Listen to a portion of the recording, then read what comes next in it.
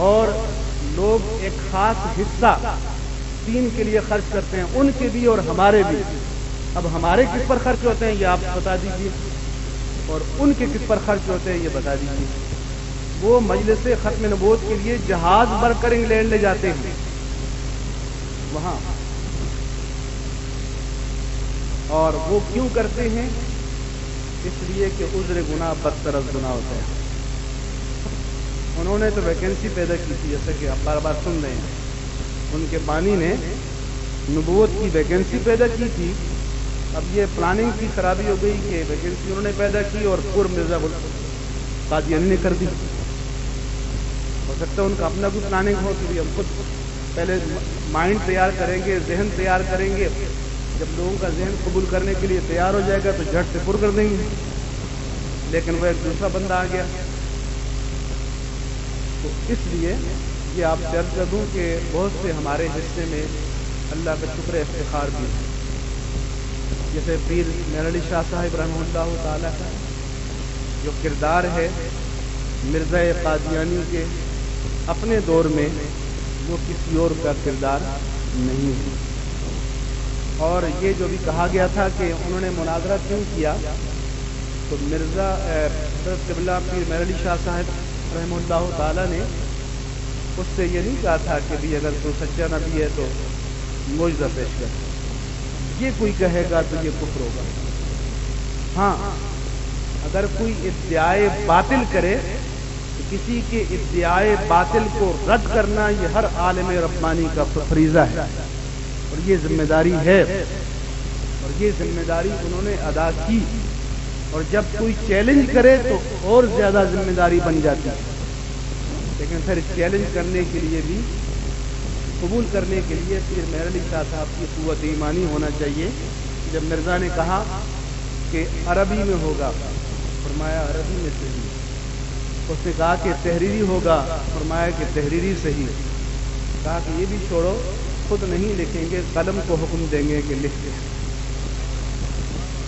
تو وہ تو میدان میں نہ آیا، اور باطل کبھی نہیں آ سکتا تھا، نہ نصارہ نجران آئے تھے، نہ مرزا قادیان آیا۔ لیکن کسی نے پوچھا پیر صاحب سے کہ آپ نے یہ کس پھرتے پر کہہ دیا تھا؟ اگر میدان میں بات آ ہی جاتی تو نے فرمایا کہ کٹی قلعے کے زور سے کدی ہے۔ لیکن ہم بھی قلعے کے ساتھ بندھے ہوئے ہیں آج مضبوطی سے، ہم بھی یہ کہنے کا حوصلہ رکھتے ہیں آج۔ تو قلعے کے ساتھ رسی میں بندھا ہونا یہ بھی تو کوئی چیز ہے نا، تبھی کوئی کہہ سکتا ہے۔ اور یہ بھی آپ افتخار سے کہہ دیں کہ 53 کی تحریک کے ختم نبوت میں جن 3 علماء کو سزائے موت ہوئی تھی ان میں سے الحمدللہ 2 ہمارے تھے، جو پھانسی کی کال کوٹری میں گئے تھے۔ مجاہد ملت و ختم نبوت علامہ محمد عبدالستار خان نیازی اور علامہ محمد خلیل قادری، حضرت علامہ محمد ابو الحسنات صاحب کے صاحبزادے سید صاحب کے بھتیجے۔ تو جب چمن کو لہو کی ضرورت پڑی سب سے پہلے ہی گردن ہماری کٹی، پھر بھی کہتے ہیں مجھ سے یہ اہل چمن، یہ چمن ہے ہمارا تمہارا نہیں۔ اور آپ کو یہ بھی پتہ نہیں ہے کہ جب تحریک چل رہی تھی تو دیوبندیوں کے احتشام الحق خانوی صبح تحریک کی میٹنگ میں بیٹھتے تھے، آدھی رات کو رپورٹ پہنچاتے تھے گورنر ہاؤس میں۔ تو ہمارے یہ علماء کا یہ کردار ہمارے لیے اعزاز ہے۔ اور یہ بھی بتا دوں کہ جناب صدیق اکبر رضی اللہ عنہ کے بعد اسٹیٹ لیول پر، ریاست کی سطح پر اور مملکت کی سطح پر اور جدید دور میں پارلیمنٹ کی سطح پر منکرین ختم نبوت کو مرتد قرار دینے کا یہ اعزاز پاکستان کو جاتا ہے، کوئی شک نہیں ہے۔ 1975 میں، اور اس تحریک کو منہ کرنے والے اس کے محرک جو تھے وہ حضرت علامہ شاہ احمد نورانی تھے۔ یہ اعزاز بھی آپ کا ہے۔ اس کے مؤید اور تھے، پوری پارلیمنٹ تھی، لیکن اسمبلی کا ریکارڈ آج بھی موجود ہے، یاد رکھنا، جا کے پڑھ لو کہ محرک صرف شاہ احمد نورانی تھی، صرف جناب صدیق اکبر کے کہ نسل پاک میں شاہ احمد نورانی صدیقی کوئی نہیں تھا. اور میں کہتا ہوں کہ کوئی شاہ احمد نورانی سے 100 اختلاف کرے، ان کا یہ اعزاز اتنا بڑا اعزاز ہے کہ ان کی نجات کے لیے یہ بھی کافی ہے آقا کی دربار میں. اور یہ بھی بتا دوں کہ یہ نہیں ہے کہ عالم علماء پہلی بار پہنچے تھے اسمبلی میں. پہلی اسمبلی میں شبیر احمد عثمانی موجود ہے دیوبندیوں کا، اور سر ظفر اللہ چودھری وزیر خارجہ بھی موجود ہے. اور ایک قرارداد قادیانیت کے خلاف اسمبلی میں نہیں ہے. 62 کی اسمبلی میں مفتی محمود موجود ہے، اور مرزا مظفر احمد پلاننگ کمیشن کا ڈپٹی چیئرمین موجود ہے. لیکن کوئی قرارداد اسمبلی کے فلور پر آج ریکارڈ پر موجود نہیں ہے. پہلا عالم اہل سنت 70 کے انتخاب میں منتخب ہو کر اسمبلی میں گیا تو قادیانیت کے ارتداد کی پہلی قرارداد آپ کے سربراہ نے پیش کی، اہل سنت کے عالم نے پیش کی. تو یہ الحمدللہ اس پر ہمیں افتخار کرنا چاہیے اور اپنی تاریخ کو بیان کرنا چاہیے کہ وہ قرارداد کا محرک صرف ایک شخص تھا، شاہ احمد نورانی، وہی سارے تھے. یہ بات بھی آپ کے ذہن میں رہنی چاہیے اور آپ کے ذہن میں قائم رہنی چاہیے. اس کے ساتھ ساتھ یہ بھی آپ سے عرض کر دوں کہ اس وقت امت مسلمہ کا جو ابتلا ہے وہ یہ ہے کہ یہ جو مسجد جہاں بیٹھ کر میں آپ سے خطاب کر رہا ہوں، اور وہ مدرسہ جہاں بیٹھ کر مولانا سیالوی پڑھا رہے ہیں، یہ حریت جو ہے یہ پاکستان کا افتخار ہے کہ میں یہاں بیٹھ کر جو کہنا چاہوں کہہ سکتا ہوں. میں یہاں بیٹھ کر پرویز مشرف کو چیلنج کر سکتا ہوں. میں یہاں بیٹھ کر اپنے وقت کے مقتدر کی غلطی کو غلطی کہہ سکتا ہوں. اب عالم اسلام میں کہیں بھی اور یہ سہولت میسر نہیں ہے، نہ حرمین طیبین میں ہے، نہ پورے عالم عرب میں ہے، اور اب انڈونیشیا اور ملائیشیا میں بھی نہیں ہے.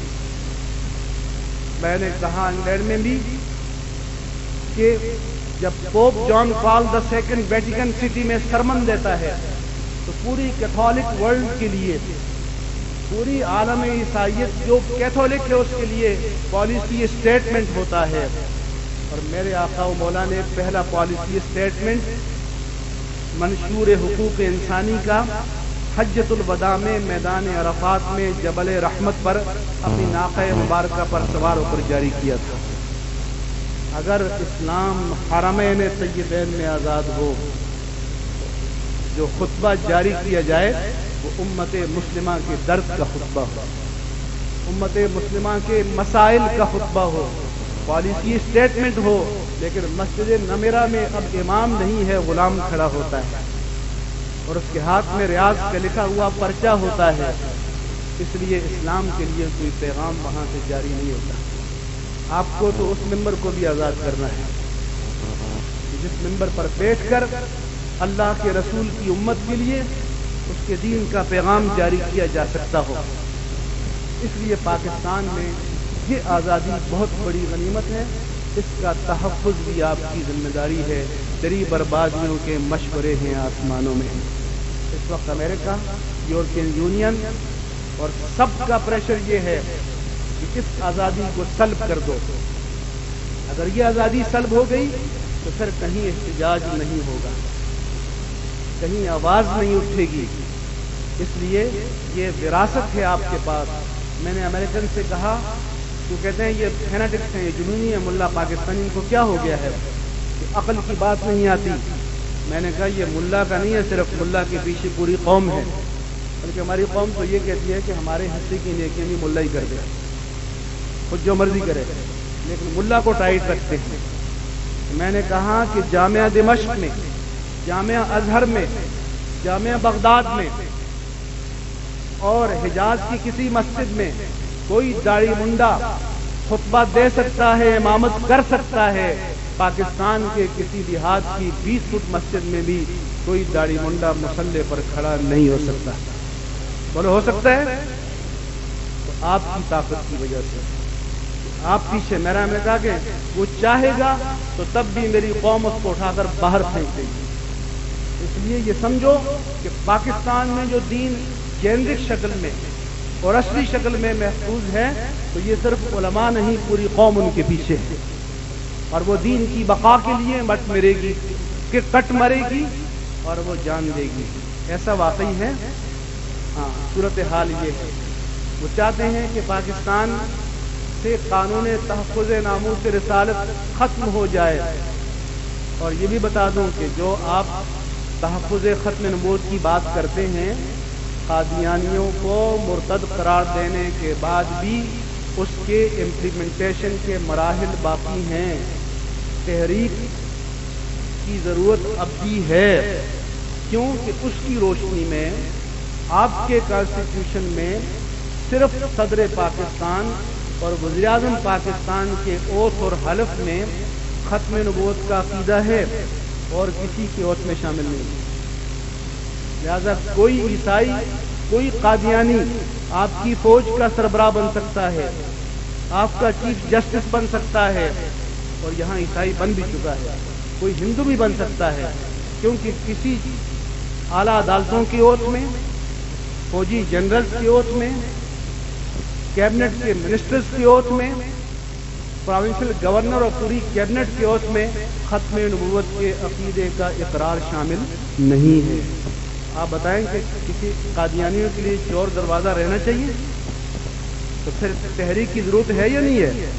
तो मैं उन देवबंदियों से भी कहता हूँ कि यहाँ आकर चलाओ, आप खत्म नबूवत कॉन्फ्रेंसें यहाँ करो, यहाँ आकर सच बोलो, और जो चोर दरवाजे कादियानियों के लिए रखे हुए हैं पाकिस्तान के कॉन्स्टिट्यूशन में, उनको यहाँ बैठकर बंद करने की बात करो। इसके साथ ये भी आपको बता दूं कि जो सेपरेट इलेक्टोरेट था, जुदागाना इंतखाबात, वो एक इम्प्लीमेंटेशन था सिर्फ अक़ीदे ख़त्म नबूवत का, कि गैर मुस्लिमों की जुदागाना फहरिस्तें थीं और उनमें कादियानी पाबंद थे कि फहरिस्त बनाए। जब उसको ख़त्म कर दिया गया तो निज़ाम इंतखाब में अक़ीदे तहफ़्फ़ुज़ ख़त्म नबूवत का इतलाक़ ख़त्म हो चुका है। अब आपका कोई कादियानी हो तो अपनी ताकत पर किसी को भी असेंबली में भेज सकते हैं। और ये भी आपको बता दूं कि गैर मुस्लिमों की जो सीटें रखी गई हैं उनमें कादियानी की सीट नहीं है, ईसाई की है, हिंदू की है, सब की है। उसका मतलब यह है कि अब उनको शामिल नहीं किया जा रहा। तो ये हक़ाइक़ तो ये हैं।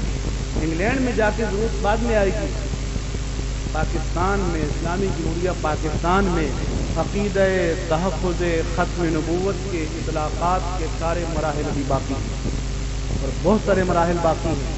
अगर आपने कौम को एजुकेट करना है तो ये बताइए कि ये ज़रूरी है। मैं तो कहता हूँ कि जो सेक्रेटरीज हैं उनका भी ओथ होना चाहिए, हर जनरल का ओथ होना चाहिए, हर कोर कमांडर का ओथ होना चाहिए, हर जज का ओथ होना चाहिए, हर मिनिस्टर के ओथ में अक़ीदे तहफ़्फ़ुज़ ख़त्म नबूवत शामिल होना चाहिए। कहते हैं हम रास्ते बंद करते हैं, हम कहते हैं नहीं, बंद नहीं करते। अब ये भी सुन लें कि हम और भी काफिर हैं, इन पर इसरार क्यों करते हैं, ये भी फ़र्क आपको मालूम होना चाहिए। इसलिए करते हैं कि और काफिर अपने नाम से पहचाने जाते हैं और अपने शियार से पहचाने जाते हैं, लेकिन कादियानी आपके नाम के साथ आपके शियार को इख्तियार करके आपकी सफ़ों में दाखिल हो जाता है, उसको आप पहचान नहीं सकते। तो वो अंदर से रक़ब लगाता है, इसलिए अंदर को बचाना है तो नक़ब के रास्ते बंद करने होंगे। लिहाजा जो सेकुलरिज्म के मामला चल रहे हैं वो इसलिए चल रहे हैं। मैंने जब ब्लास्फेमी लॉ पर हमें नॉर्वे नार्वेजियन गवर्नमेंट ने बुलाया था, एक ह्यूमनिस्ट आया कोalition ऑफ रिलीजन में, उसने कहा ये ईसाइयत है, ये इस्लाम है, ये जूडाइज़म है, ये हिंदुइज़्म है, ये सिखिज़्म है, ये इनके दायरे हैं और सब के आपस में इख्तिलाफात हैं, ज़्यादा इन पर इजमा नहीं हो सकता। ये ह्यूमैनिटेरियनिज्म है, इस पर सबका इत्तेफाक हो सकता है, ज़्यादा इसको मजहब का दर्जा दिया जाए। इनका मतलब ये होता है। मैंने कहा कि ठीक है, आप ह्यूमैनिटी की बात करते हैं, ह्यूमनिस्ट हैं आप, क्योंकि वो कहते हैं कि इंसानियत के मनपसंद मयारात اور حقوق وضع کرو، پھر اس کو مذہب کا درجہ دے دو، پھر اس کو نافذ کر دو، یعنی حلال و حرام کی تمیزات کو مٹا دو۔ میں نے کہا کہ ٹھیک ہے، آپ کو اپنی مرضی کا عقیدہ اختیار کرنے کا حق ہے، لیکن آپ ہیومینیٹیرینزم کی کسی کتاب میں، اپنے ملک کے کسی نظام آئین و قانون میں، پوری مغرب کے نظام آئین و قانون میں، ڈکشنری کی کسی کتاب میں یہ آپ کو بتا دیں کہ آپ کو اپنا عقیدہ اختیار کرنے کا تو حق ہے، لیکن مجھے ٹارچر کرنے کا بھی آپ کو حق ہے، مجھے آپ کو اذیت دینے کا حق بھی ہے؟ اگر کہیں ہے تو کھول کے بتائیے۔ تو چپ ہو گیا۔ میں نے کہا میں میدان میں لاٹھی گھماتا ہوں، میرا حق ہے، لیکن اگر وہ لاٹھی آپ کے سر کو پھوڑ دے، آپ کی ناک کو توڑ دے، تو مجھے اس کا حق ہے؟ میں نے کہا نہیں۔ تو میں نے کہا ہم یہی ہمارا مطالبہ ہے کہ من پسند عقیدہ اختیار کرو، لیکن مسلمانوں کے عقیدے کو چھیڑنے کا حق آپ کو نہیں دیا جا سکتا، اور یہ کسی ہیومینیٹیرینزم میں یہ لکھا ہوا نہیں ہے۔ امریکہ میں سیکولرزم کی بات کی، میں نے کہا تم سیکولرزم کی بات کرتے ہو، اس کی تعریف پر اختلافات ہیں، تم کہتے ہو، ہم کہتے ہیں مذہب کی نفی کا نام ہے، تم کہتے ہو کہ اس کے معنی ہے کہ اسٹیٹ مذہب میں پارٹی نہیں ہے۔ میں کہتا ہوں چھوڑیے تعریفات، تمہارے ملک میں 8 ملین مسلمان ہیں، تمہاری کانگریس میں ایک بھی مسلم موجود نہیں ہے، اور آئندہ 25 سال تک ایک مسلم امریکن کانگریس میں ممبر بن کر نہیں جا سکتا، اور میرے ملک میں اس سے کم عیسائی ہیں، وہ اپنی مرضی کی پارٹی کو ووٹ دیتے ہیں، مرضی کے امیدوار کو ووٹ دیتے ہیں، اور اس کے باوجود ہم نے 20 سیٹیں ان کو تحفے کے طور پر پیش کر دی کہ حضور آپ کے بغیر تو ہم بیٹھ ہی نہیں سکتے۔ میں نے کہا مجھ سے زیادہ ڈبل حق اس کو دے دیا گیا ہے، کہ تمہارے کرسچین کو اور تمہارے جیو کو مجھ سے زیادہ میرے اسلامی ریپبلک آف پاکستان میں دوہرا حق دے دیا گیا ہے، تم پھر بھی کہتے ہو کہ عیسائی مظلوم، مائنارٹیز کے رائٹ نہیں۔ میں نے کہا کہ تمہارے ملک میں میرے مسلمان کو پرسنل لاء میں اپنے مذہب پر عمل کرنے کی اجازت نہیں ہے، لیکن میرے اسلامی جمہوریہ پاکستان میں تمہاری عیسائی کو اپنے پرسنل لاء کو ایکسرسائز کرنے کا حق ہے۔ تو تم بتاؤ کہ in practice we are secular اور یو آر سیکولر۔ اس لیے آج اسلام کی ایک نئے علم الکلام کی ضرورت ہے، ایک علم الکلام جو فلسفہ یونان سے آیا تھا، اس دور کے ہمارے اکابر نے اس کو پہلے پڑھا سمجھا، پھر عربی میں ٹرانسلیٹ کیا، پھر اسی علم الکلام کی روشنی میں اسلام کا دفاع کیا اور ان کو رد کیا۔ مگر آج کا فلسفہ کچھ اور ہے۔ آج کا فلسفہ ٹوٹل پرمیسونیس ہے۔ آج کا فلسفہ یہ ہے کہ انسان کے ہاتھ میں حلال و حرام کی چابی ہے، انسان جس چیز کو چاہے حلال کر دے، جس چیز کو چاہے حرام کر دے۔ اللہ تعالیٰ کے اقتدار کلی کے انکار کا فلسفہ ہے آج مکمل عریانی کا فلسفہ ہے۔ آج کا مغرب کا مضطرب انسان اس کے بس میں ہو تو کام و دہن اور جنس کی ساری لذتوں کو ایک انجیکشن میں ڈال کر اپنے آپ میں انجیکٹ کر دے، وہ ساری لذتوں کو ایک لمحے میں سمیٹنا چاہتا ہے۔ یہ فلسفہ ہے اور اس کو ہمارے اوپر نافذ کرنا چاہتا ہے۔ ہم کیا کرتے ہیں کہ وہاں کی سائنس کو، وہاں کی ٹیکنالوجی کو، وہاں کی علمی ترقی کو، اس کو امپورٹ نہیں کرتے، وہاں کی بے حیائی کو امپورٹ کرتے ہیں، ان کے تباہ کن کلچر کو امپورٹ کرتے ہیں۔ ہمیں اس فلسفے کا مقابلہ کرنا ہے، معاشرے میں پینیٹریٹ کرنا ہے، معاشرے میں جانا ہے۔ اس لیے ہمیں اس نئے دور کے تقاضوں کے مطابق تیار کرنا ہوگا۔ جہاں تک انگریزی کی بات ہے، وہ ان کی نہیں، ہماری ضرورت ہے۔ اگر اسلام مشنری ریلیجن ہے، اسلام دعوتی مذہب ہے، جب دعوتی مذہب ہے تو آپ کو تو دنیا کی ہر زبان آنی چاہیے، اور دنیا کی ہر زبان میں آپ نے اللہ کے پیغام کو پہنچانا ہے، میرے مصطفیٰ کے پیغام کو پہنچانا ہے۔ اس لیے آپ کے پیر اور آپ کے میر جاتے ہیں تو اپنے لوگ ان کی شکارگاہ ہیں، کوئی غیر مسلم ان کی شکارگاہ نہیں ہے۔ آپ کی اطلاع کے لیے، پہلے میں جب حضرت گیا نہیں تھا تو فلاں صاحب مبلغ اسلام آ گئے ہیں برطانیہ سے، امریکہ سے، اور میں سن کر ہی یقین جانیے کہ آدھا تو ویسے ہی تحریر ہو جاتا ہے۔ اس نے تو کفر کی دنیا میں تہلکہ مچا دیا ہے. پتہ چلا کہ اپنی دنیا کو برباد کرنے جاتے, بنانے جاتے تو پھر بھی کوئی بات نہیں ہے کہ بنانے کی پشتی ہو تو برطانیہ میں ان کے 35 مدرسے ہیں اور پوری تعلیم ہے سیکولر کے ساتھ. ہمارا ایک ہی ادارہ نہیں ہے.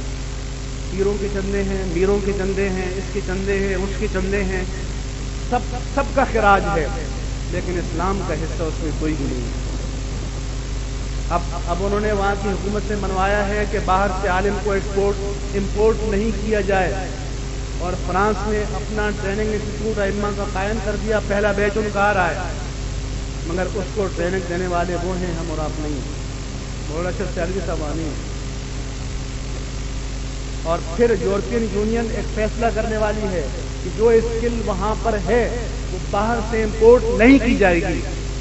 تو آپ نے وہاں کی اسکل تیار کرنے کے لیے کوئی ادارہ قائم نہیں کیا. وہ پیر جو ہر سال جا کر چندے جمع کر کے لاتے ہیں, انہوں نے بھی نہیں کیا, کسی نے نہیں کیا. اس لیے میں سمجھتا ہوں کہ اس دور کو سمجھنے کے لیے میرے دعوت اسلامی کے بھائی موجود ہیں, میں ان کی خدمات کو خراج تحسین پیش کرتا ہوں. لیکن یہ میرے پاس آئے کہ کہا جی کور کمانڈر کو ٹیلی فون کیجئے کہ فیضان مدینہ کا راستہ روک دیا ہے. میں نے کہا میرے دوست, انہوں نے اپنے لوگوں کو کلچر دیا کہ اپنے ملا کو ووٹ دو, اپنے عالم کو ووٹ دو. اب اپنی بات منوا رہے ہیں, آپ ایک ایک لادین کے پاس چل کر جا رہے ہیں کہ ہمیں راستہ دے دو. اگر آپ ہم علماء کے پیچھے ہوتے اور آپ کے 5 ممبر کراچی سے منتخب ہوئے ہوتے تو وہ چل کر آپ کے پاس آتے کہ بتائیے کون سا راستہ آپ کو چاہیے. اس لیے آپ کو ہر شعبے میں کام کرنا ہوگا. میں نہیں کہتا کہ ہری پگڑی پہن کر آپ بوتھ پر آ جائیے, آپ وہ کام کر رہے کیجئے. لیکن یہ میں اپنے دوستوں کو بتاتا ہوں کہ آپ احیاء سنت کی بات کرتے ہیں تو اسلام ٹوٹیلٹی اور کلیت کا نام ہے, اسلام پارٹ اور جزئیت کا نام نہیں ہے. میں مانتا ہوں کہ نماز پر پابندی یہ سنت مصطفیٰ ہے, مسواک کی پابندی یہ سنت مصطفیٰ ہے, داڑھی کے التزام یہ سنت مصطفیٰ ہے, کھانے اور پینے کے آداب یہ سنت مصطفیٰ ہیں. مگر بدر میں لشکر کی قیادت کرنا یہ کس کی سنت ہے, بتاؤ تو صحیح. احد میں زخم کھانا یہ کس کی سنت ہے. مسجد نبوی میں بیٹھ کر فیصلے کرنا یہ کس کی سنت ہے. وفود بھیجنا, وفود کا استقبال کرنا یہ کس کی سنت ہے. آپ تقسیم کار تو کر لیں لیکن کلیت اسلام کی نفی نہ کریں. اہل سنت کو سب شعبوں میں مجتمع ہو کر آگے بڑھنا ہوگا. ہم بہت پیچھے جا چکے ہیں, اور یہ بھی آپ کو بتا دوں کہ اگر آپ کا یہ خیال ہو کہ ہم عزائم کو مجتمع کر کے اور ہٹے کٹے ہو کر اور تازہ توانائی لے کر ہم دوڑیں گے اور اگلا ہمارے انتظار میں ہوگا, جب ہم پہنچیں گے تو دوڑ لگائے گا. نہیں, آپ چیونٹی کی رفتار سے چل رہے ہیں, وہ خرگوش کی رفتار سے جا رہا ہے. دشمن آپ کا انتظار نہیں کرے گا. میں نے جب 9th میں داخلہ لیا تو ہمیں ایک فزکس کا ایک سبق پڑھایا گیا. ایک ٹرین 100 میل کی رفتار سے جا رہی ہے اور وہ 100 میل جا چکی ہے, اور پیچھے سے ایک ٹرین اب چل رہی ہے. وہ کتنی رفتار سے جائے کہ 2 گھنٹے میں اس کو کیچ کر کے اس سے آگے بڑھ جائے. تو اس کو ہم حل کرتے تھے موڈ اور مینز کہتے ہیں. آپ کو تو یہ مسئلہ حل کرنا ہوگا کہ ہم کتنی رفتار سے جائیں کہ پہلے دشمن کو پہنچیں اور اس سے آگے نکلیں, کیونکہ وہ آپ کا انتظار نہیں کرے گا, وہ آپ پر ترس نہیں کھائے گا, وہ آپ کا لحاظ نہیں کرے گا. اس کا وقت آیا تو آپ کو کرش کر دے گا. ہم نے وہ کلچر دیا کہ ہمارا مولوی ممبر پر اگر بات کرے دین کے غلبے کی, ہمارا مقتدی کہتے ہیں مولانا صاحب اس کو چھوڑیے, بات اپنی بات کی سیاست چھوڑیے. ان کا مولوی ممبر پر کہتا ہے, اسلم خٹر سے پوچھا ضیاء الحق نے کہ تو کیسے ہار گیا, سرمایہ تیرے پاس, وزارت تیرے پاس. تو کہا جی ملا نے ممبر پر آ کر کہا کہ اسلام اسلم کو ووٹ دو گے, اسلام کو دو گے, خان کو ووٹ دو گے یا قرآن کو دو گے. اچھا لوگوں نے کس کو دینا تھا؟ آپ بتائیں کہ اس ممبر پر شاہ صاحب کہہ سکتے ہیں الیکشن کے موقع پر یہ بات؟ نہیں کہہ سکتے. کلچر میں بھی ہم نے, اس لیے اس پورے کلچر کو بدلنا پڑے گا. رونے سے نہیں ہوتا کہ جی وہ انہوں نے 2 صوبے میں حکومت بنا لی ہے اور مرکز میں وہ لیڈر آف دا اپوزیشن ہو گئے ہیں, وہ ہوں گے. ان کی پوری حکومت کا آپ کو پتہ ہے کہ رمضان میں اس عاجز و فقیر نے ایک کمزور سا آدمی کھڑا ہو گیا تو مقابلہ کر لیا. آپ بھی کھڑے ہو جائیں, ہر سنی کھڑا ہو جائے تو میں آپ کو یقین دلاتا ہوں کہ 5-10 سال میں گایا پلٹ سکتی ہے. لیکن جب اپنے وسائل کا رخ دینی اداروں, دینی لٹریچر اور اصل دینی کام, دینی تنظیموں کی طرف پھیر دیں گے, بنا لیتے ہیں جی یہ صدر اور میں جنرل سیکرٹری یا میں صدر اور یہ جنرل سیکرٹری بن جائیں گے. اب بن گئے پھر کیا کریں گے؟ کیا کام کریں گے ہم؟ صرف اس لیے کہ میرا نام صدر ہو جائے گا, ان کا نام ناظم ہو جائے گا. تو اگر منیب الرحمان آپ کو پسند نہیں ہے تو صدر ہے, ان کا نام سید الرحمان شاہ والدین نے رکھا ہے, اگر وہ پسند نہیں ہے تو آپ ان کا ناظم کیا ہو جائے گا؟ وسائل کہاں ہیں؟ آج قاضی حسین احمد چلا جائے تو جو بندہ آئے گا اس کے پاس سارا سسٹم, سارا نظام, سارے وسائل موجود ہیں. مزاج کا فرق ہوگا. میاں طفیل خلیفہ اول اور قاضی حسین خلیفہ دوم, کل بھی ان کا خلیفہ سوم آئے تو اس کا مزاج مختلف ہو سکتا ہے, لیکن وسائل موجود ہیں. وہ یہاں بیٹھ کر امریکہ میں کانفرنس کر سکتے ہیں, انگلینڈ میں کر سکتے ہیں, ساری دنیا والوں کو یہاں بلا سکتے ہیں, ہر زبان میں لٹریچر تیار کر سکتے ہیں, ہر جگہ پہنچا سکتے ہیں. ہم کر سکیں گے؟ تو اگر آپ کو نام رکھنے میں خوشی ہو تو یہی نام رکھ لیجیے. علامہ اشرف صاحب کے سارے نام رکھ لیجیے, ہر مجلس کا سر ان کو بنا لیجیے, لیکن ہوگا کچھ بھی نہیں. کیوں نہیں ہوگا؟ کب ہوگا؟ جب آپ تحریک چلائیں گے, کلچر بنائیں گے, تنظیم بنائیں گے. اور تنظیم جب ہوگی تو اگر میں یہاں چل کر آؤں گا تو مجھے چپ کر کے آ کر یہاں بیٹھنا ہوگا, لیکن اس کے معنی میری توہین نہیں ہوں گے.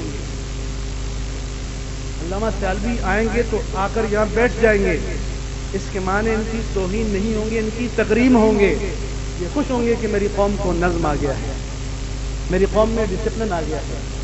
اس کی سب بندی کر کے کسی باطل سے ٹکرایا جا سکتا ہے, لیکن آپ نے ڈسپلن ہی ہم یہ نہ ہو, ہم ایک نعرے پہ منتشر ہو جائیں, ہم کچھ نہیں کر سکتے. جب بیعت عقبہ ثانیہ میں اسد بن زرارہ رضی اللہ عنہ لے کر آئے, آدھی رات کو حضور کے ہاتھ پر بیعت کرنے لگے 72 نفوس سے یثرب, تو جو لے کر آئے تھے اسد, انہوں نے کہا میاں رک جاؤ, اس ہاتھ میں, اس نورانی ہاتھ میں ہاتھ دینے سے پہلے اس بیعت کی قیمت سن لو. اگر قیمت چکانے کا حوصلہ ہے تو کر لو, نہیں ہے تو چھوڑ دو. انہوں نے پوچھا کیا قیمت ہے؟ انکم تبایعون علی حرب کل احمر وابیض, تم دنیا کی ہر باطل طاقت سے ٹکرانے کا پیمان کر رہے ہو. اگر حوصلہ ہے ٹکرانے کا تو ہاتھ میں ہاتھ دے دو, حوصلہ نہیں ہے اس نورانی میں ہاتھ کے ہاتھ میں ہاتھ دے کر پیمان وفا کو توڑنا کوئی اچھی بات نہیں. انہوں نے کہا جی ہم قیمت چکائیں گے, لیکن ہم بھی قیمت لیں گے. یہ آقا جو ہمارے پاس آ جائیں گے تو ہمارا ساتھ نہیں چھوڑیں گے. نہ انہوں نے آقا کا ساتھ چھوڑا, نہ آقا نے آج تک ان کا ساتھ چھوڑا. تو آپ میں یہ ہمت ہے آج ہم میں. ایک سوال میرے پاس آیا تھا, آخری بات کرتا ہوں, کہ ایک نے کہا جی وہ عہد رسالت تھا, نورانی زمانہ تھا, سرکار کا نورانی چہرہ تھا, وحی اترنے کی کیفیات کو دیکھتے تھے, چلتے پھرتے اٹھتے بیٹھتے سوتے جاگتے آقا مولا کو دیکھتے تھے, ایمان کی بہاریں تھیں. ایک یہ ہمارا دور ہے شیطنت کا, فریب کا, دجل کا, مکاری کا, کفر کا, شرک کا, عدوان کا, ظلمتوں کا. اب ہم بھٹک جائیں تو ہمارا کیا قسم ہے. میں نے کہا کہ یہ سوال تو آپ کا صحیح ہے, لیکن میں اور آپ اس دور میں ہوتے تو قیمت چکا سکتے, اس مائی صحابیہ کی طرح ہوتے کہ جس سے کہا گیا کہ تمہارا شوہر مارا گیا, تمہارا باپ مارا گیا, تمہارا بھائی مارا گیا. اس نے کہا چھوڑے ان کو, یہ بتاؤ کہ میرے آقا زندہ ہیں. اس نے کہا کل مصیبت بالک جلل, یہ آقا سارا کنبہ کٹ جائے, آپ ہیں تو کچھ نہیں, کوئی بات نہیں. حضور نے آپ کا حصہ بچا کر رکھا ہے. سرکار نے فرمایا اپنے صحابہ سے کہ انکم لو ترکتم عشر ما امرتم لہلکتم, کہ میں نے جو تمہیں نظام شریعت دیا ہے اگر اس کا 10% بھی چھوڑ دو تو برباد ہو جاؤ گے. مگر بعد میں ایک مشکل دور آئے گا جب ایمان پر قائم رہنا, پولیس رات پر چلنا ہوگا, اس وقت کوئی 10% پر عمل کرے گا تو نجات پا لے گا. بتاؤ دنیا کی کسی یونیورسٹی, کوئی یونیورسٹی 10% پاس کرتی ہے؟ کوئی امتحان 10% پر پاس کرتا ہے، میرے آقا نے تو آپ کو 10% پر پاس کر دیا ہے، مگر ہم میں 1% بھی ایمان ہے۔ میرے آقا سے پوچھا گیا کہ من اشد الناس حبا لک یا رسول اللہ، یا رسول اللہ آپ کا سب سے بڑا عاشق کون ہے؟ ہماری عقل کہتی ہے خلفائے راشدین کا نام لیا ہوتا، عشرہ مبشرہ کا نام لیا ہوتا، سلمان فارسی کا نام آتا، بلال حبشی کا نام آتا، رضوان اللہ علیہ مجمعین۔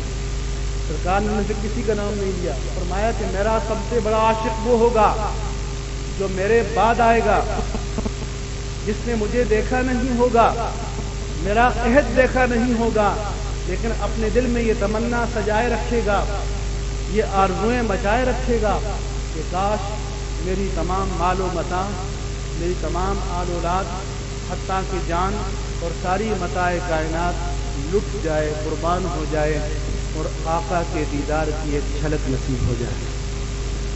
فرمایا کیوں میرا بڑا شوق ہے؟ تو آپ کا حصہ تو موجود ہے، لیکن لینے کے لیے ہم تیار ہیں۔ فرمایا کہ طوبیٰ لمن رآنی وآمن بی، جو مجھے دیکھ کر مجھ پر ایمان لایا اس کے لیے ایک بشارت ہو، وطوبیٰ سبع مرات لمن لم یرنی وآمن بی، جو بن دیکھے مجھ پر ایمان لایا اس کے لیے 7 بشارتیں ہوں، بشرطے کہ تقاضا ایمان کو سمجھو، ہمارے نبی